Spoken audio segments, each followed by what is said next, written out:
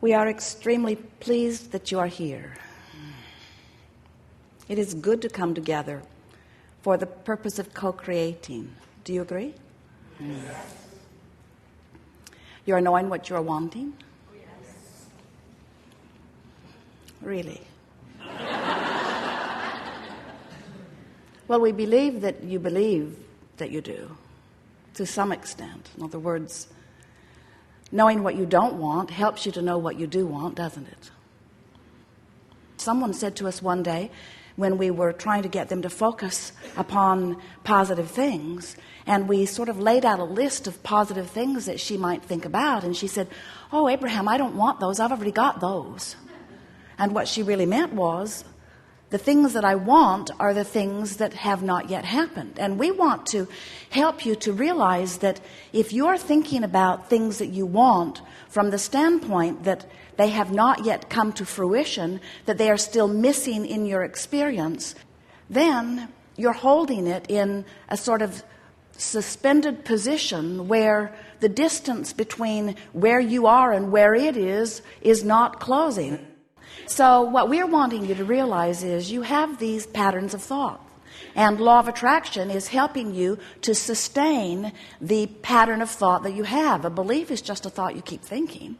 And so early on in your experience, by your exposure to life, you began developing some patterns of thought. Sometimes they were carefully taught to you by others. Sometimes it came because of something that you observed and then talked about and then remembered and then attracted again and then talked about it and then remembered and then attracted again. In other words, life is very interesting here, isn't it? Because you can't talk about anything for very long before it begins to replicate itself in your life experience.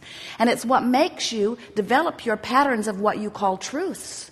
You say, at first I wasn't sure, and then I pondered it for a while.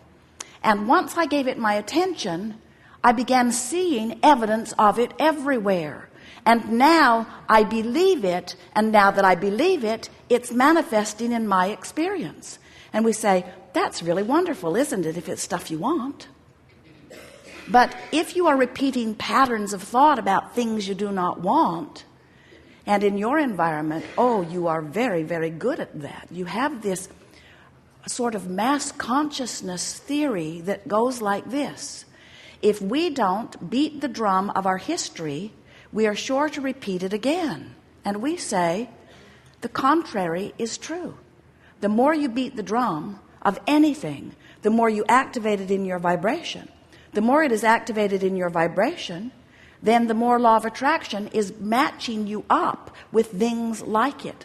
And the more law of attraction is matching you up with things like it, the more you observe it. And the more you observe it, the more you talk about it. The more you talk about it and observe it, the more you beat the drum of it or offer the vibration of it. The more you offer the vibration of it, the more law of attraction matches you up with it. The more law of attraction matches you up with it, the more you're living it, the more you're talking about it, the more you're beating the drum of it, the more you're offering the vibration of it. The more you're offering the vibration of it, the more the law of attraction lines you up with it. The more law of attraction lines you up with it, the more you notice it. The more you notice it, the more you talk about it. The more you talk about it, the more you offer it vibrationally. The more you offer it vibrationally, the more law of attraction lines you up with it. The more law of attraction line. We could go on. Your life experience is showing you that. You just cannot keep telling the same story without continuing to live the same circumstances.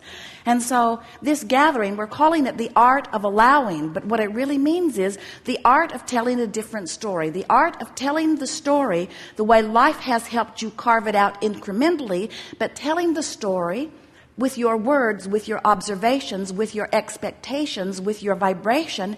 Then when law of attraction is responding to your deliberate offering of thought, now you're getting what you want, not just what you're observing. Are there things in your life that are as you want them to be? Keep telling that story. Are there things in your life that are not as you want it to be? Don't tell that story. You cannot choose something that feels better until you are aware of what you are choosing. So, relief is the order of business. What do you want to talk about? Oh, you have come with some things. Thank you very much. This veritable fortune that I've been amassing for so long. Don't use sarcasm now. Oh.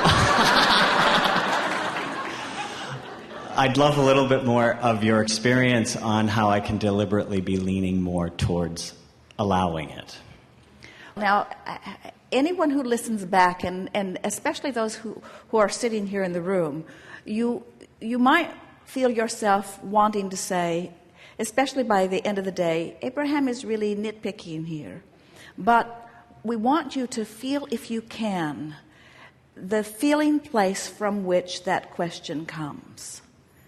In other words, this veritable fortune, and we sensed a sort of mocking tone. Where's my stuff? If law of attraction is as you say, and I've been amassing this fortune, then where is it and how can I get to it? And we want you to just feel for a moment what is the dominant vibration within that sentiment that you offered? Was he offering the vibration from the lack of the money or from the having of the money? Lack. And we know, you say, well, of course he is, because it isn't there yet, so how can he offer a vibration about a state of being that he has not yet achieved? And we say, you just got to figure out how to do it, because until you do, you can't have the state of being that you want to achieve. You have to find the vibrational essence of it. And so the work is, you have to find a way of distracting yourself from the absence of the money while you activate within yourself a feeling of the money.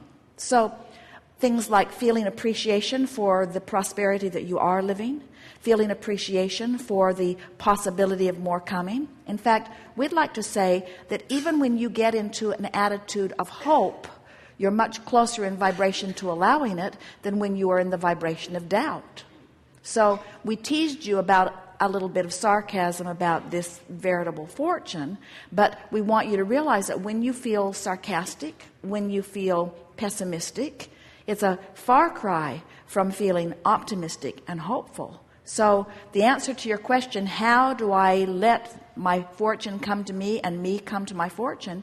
It's by pretending that it's already done, by taking pieces of the fortune and mentally expending it, by imagining how much fun it will be to have it, to enjoy the feeling of relief even before you have the actual reason to feel the relief, by caring so much about the way you feel that you guide your thoughts apart from the reality.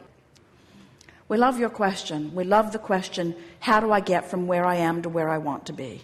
And the answer is, look in the direction of where you want to be and speak in the direction of where you want to be, and never again look back over your shoulder about where you have come from. And if you can pull that one off, as soon as tomorrow, you'll have evidence of your veritable fortune. Astounding. Thank you.